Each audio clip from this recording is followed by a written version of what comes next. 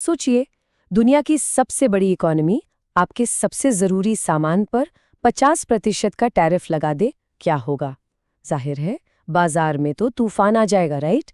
लेकिन भारत के साथ ऐसा कुछ नहीं हुआ।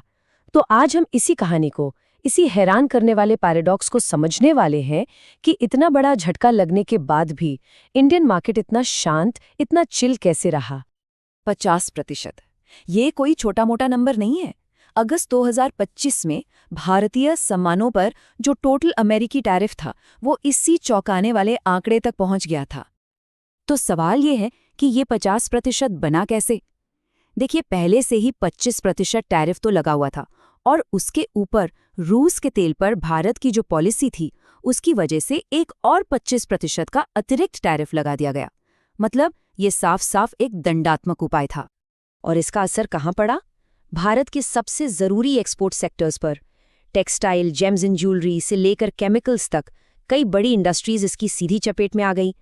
एनालिस्ट्स का तो ये भी अनुमान था कि ये कदम भारत की जीडीपी को लगभग 1% तक का झटका दे सकता है। तो यहाँ सबसे बड़ा सवाल ये उठता है कि क्या ये एक ट्रेड वॉर था या फिर एक इकोनॉमिक वेपन? और इस पूरे मामले का जो सबसे बड़ा रहस्य है, वो ये कि भारतीय बाजार इतना शांत कैसे रहा। चलिए, अब जरा देखते हैं कि उम्मीद क्या की जा रही थी और असल में हुआ क्या, क्योंकि दोनों में जमीन आसमान का फर्क था। तो देखिए, उम्मीद तो यही थी कि इंडियन शेयर बाजार में हाहाकार मच जाएगा। एक बड़े पैमाने पर पैनिक सेलिंग की आशंका थी। सब घबराए हुए थे। लेकिन असल में हुआ कुछ और ही।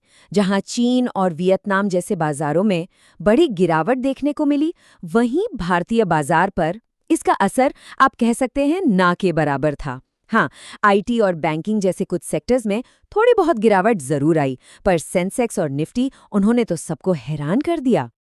तो अब इस रहस्य को सुलझाते हैं। आखिर भारत के इस इकोनॉमिक रेजिलियंस का, इस लचीलेपन का असली कारण क्या था? तो बाजार इतना स्टेबल कैसे रहा? जवाब किसी एक चीज में नहीं है, बल्कि कई वजहों से बने एक मजबूत सुरक्षा कवच में छिपा है। चलिए एक एक करके इन परतों को खोलते हैं। सबसे पहली और सबसे बड़ी वजह थी भारत की अपनी आंतरिक शक्ति। हमारी इकोनॉमी सिर्फ एक्सपोर्ट पर नहीं टिकी है। देश के अंदर की जो मजबूत डोमेस्टिक डिमांड है ना, वो एक कुशन की तरह काम करती है, जो ऐसे बाहरी झटकों को सोख लेती है। और ये सिर्फ कोई थियोरी नहीं है। दुनिया के बड़े निवेशक जैसे कि मार्क मोबियस, वो इसी वजह से भारत पर दांव लगा रहे हैं। उनका मानना है कि भारत के जो मजबूत रिफॉर्म्स हैं, वो विदेशी संस्थागत निवेशकों यानी एफआईआईज को वापस खींच लाएंगे। लेकिन सिर्फ आंतरिक ताकत ही काफी नहीं थी। एक और बड़ी वजह थी भारत की तेज तर्रार बाहरी रणनीति। सरकार और इंडस्ट्री हाथ पर हाथ धरे नहीं बैठे रहे, बल्कि उन्होंने तुरंत एक्शन लिया। और ये स्ट्रैटेजी दो तरफा थी। पहला, देश के अंदर जीएसटी कटौती जैसे सुधारों से प्रभावित इंडस्ट्रीज को सहारा दिया गया, और दूसरा, अमेरिकी टैरिफ से बचने के लिए तुरंत नए बाजारों की तलाश शुरू हो गई। तो ये नए बाजार कहाँ मिल रहे थे? एक्सपोर्टर्स ने बड़ी तेजी से अपना ध्यान अमेरिका से हटाकर अफ्रीका, यूरोप और लैटिन अमेरिका जैसे नए मार्केट्स की ओर मोड़ दिया। लेकिन ठहरिए, इस कहानी का एक और पहलू भी है, जहां सब कुछ ठीक नहीं था। शेयर बाजार भले ही स्थिर रहा हो, लेकिन भारत की करेंसी पर बहुत भारी दबाव था। 88 रुपए इंडियन रूपी अमेरिकी डॉलर के मुकाबले अपने अब तक के सबसे निचले स्तर पर पहुंच गया, और ये एक गंभीर चिंता की बात थी। लेकिन रुपए की इस गिरावट के ना दो पहलू थे। एक तरफ इसने करेंसी मार्केट में टेंशन तो पैदा की, और जो हम बाहर से मंगाते हैं यानी इंपोर्ट्स, वो महंगे हो गए। पर दूसरी तरफ इसने हमारे एक्सपोर्टर्स को एक तरह से बचा भी लिया।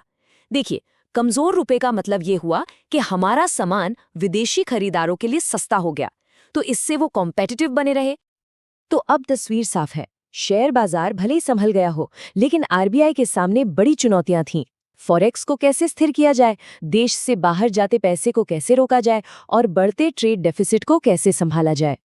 तो इन सब जटिल परिस्थितियों को देखते हुए सवाल ये है कि भविष्य में क्या होने की उम्मीद है।